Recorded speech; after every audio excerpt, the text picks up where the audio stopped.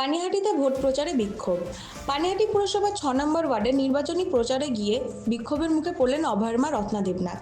বিজেপির অভিযোগ, প্রচারের সময় হঠাৎই কিছু মহিলা এসে বিক্ষোভ দেখাতে শুরু করেন। বিজেপির দাবি, এর পিছনে তৃণমূলের উস্কানি ছিল। রত্না দেবনাথ বলেন, কিছু মহিলা তৃণমূল কর্মী তার উপর হামলার চেষ্টা করে, তবে উপস্থিত বিজেপি কর্মীরা তাকে সেখান থেকে নিরাপদে সরিয়ে নিয়ে যান। এই ঘটনায় বেশ কয়েকজন বিজেপি মহিলা কর্মী আহত হন, তাদের স্থানীয় হাসপাতালে ভর্তি করা হয়েছে। বিজেপি কর্মীদের দাবি, তারা শান্তি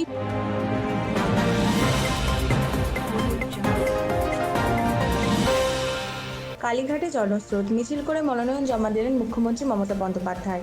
আজ কালীঘাটে সকাল থেকে ভিড় জমাতে শুরু করেন তৃণমূল কর্মী সমর্থকেরা। কারণ নিজের বাড়ি থেকে হেঁটে আলিপুর সার্ভে বিল্ডিংয়ে মনোনয়ন জমা দিতে গেলেন তৃণমূল নেত্রী মমতা বন্দ্যোপাধ্যায়।